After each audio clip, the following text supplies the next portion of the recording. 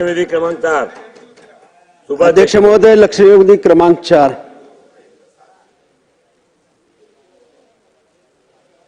अध्यक्ष महोदय, 5 मार्च रोजी दहशतवादी विरोधी पथकाने सोलापूर येथील अक्कलकोट रोडच्या MIDC मध्ये जगदंबा महिला रेडीमेड या युनिटमध्ये रेड टाकली आणि त्या ठिकाणी बांगलादेशी 12 नागरिक आढळले आहेत. अध्यक्ष महोदय, ही गारमेंटची संस्था आहे. ही संस्था अंध आणि दिव्यांगासाठी बचत गटाच्या महिलांच्या अंध आणि दिव्यांगासाठी प्रचलित आहे, रजिस्ट्रेशन आहे. आणि ह्या संस्थेमध्ये हे 10-12 लोक आहेत. मला असं वाटतं की अंध आणि दिव्यांगासाठी जर संस्था असेल तर त्यांना सरकारनं भरपूर मदत करावी, त्यांना अर्थसहाय्य करावं. पण त्या नावाखाली जर चुकीचं काम करत असतील, असे जर बांगलादेशी तिथे येऊन तिथं वास्तव्य करत असतील, त्यांना ही संस्था संरक्षण देत असेल तर या संस्थेची चौकशी करून अंध आणि दिव्यांगाच्यासाठी काम करत असेल 100% संरक्षण देऊ, त्यांना अर्थसहाय्य. पण नसेल तर त्यांच्यावर कठोर कारवाई करणार का? एक. तसंच विमानतळाच्या बाजूला, जसं या ठिकाणी अक्कलकोट विमानतळाच्या बाजूला गेल्या वर्षभरापासून, सोलापूर विमानतळाच्या बाजूला गेल्या वर्षभरापासून अनेक लोक अचानकपणे येऊन तिथं राहिलेले आहेत. मला असं म्हणायचं आहे की जर त्या ठिकाणी एवढी गर्दी झालेली आहे तर मला असं वाटतं की त्याही ठिकाणी बांगलादेशांचं वास्तव्य असू शकतंय. मला असं वाटतं की त्या ठिकाणचे अतिक्रमण असतील, ते अतिक्रमण सुद्धा तुम्ही हटवणार का? आणि त्या ठिकाणच्या बांगलादेशीच्या जे नागरिक आहेत त्यांची सखोल चौकशी करणार का? तसंच कनबस तालुका दक्षिण सोलापूरमध्ये सुद्धा 20 ते 25 मतदार असे सापडलेले आहेत. त्या ठिकाणी त्यांचं वास्तव्य नाही, त्यांचं गावात नाव नाही, तरी पण मतदार यादीमध्ये नाव आहे.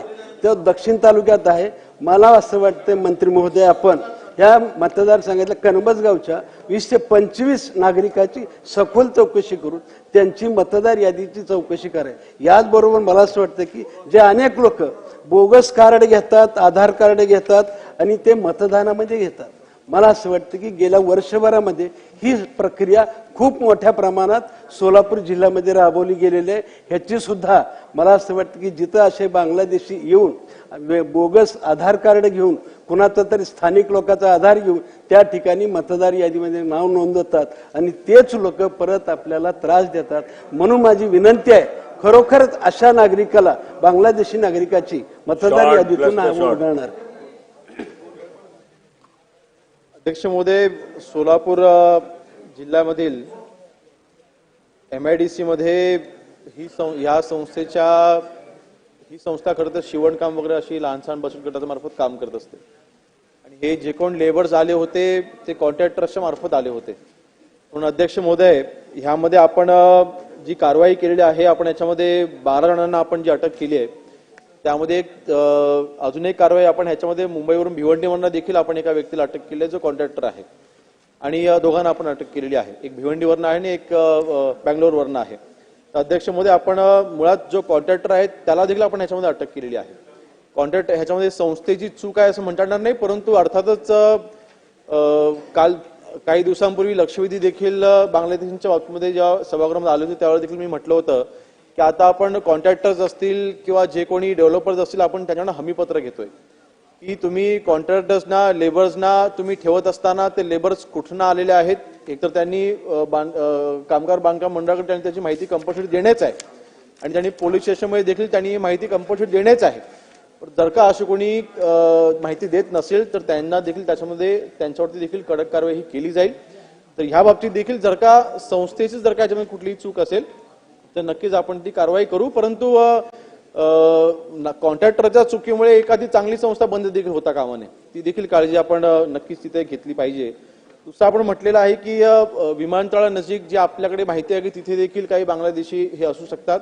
अध्यक्ष महोदय, आपल्याला मी सांगू इच्छितो की आजपर्यंत महाराष्ट्रामध्ये आपण ज्या कारवाया केलेल्या आहेत सर्वात जास्त कारवाया मागील 2 वर्षामध्ये आपण केलेल्या आहेत आणि या सगळ्या इन्फॉर्मेशन बेस्ड आहेत.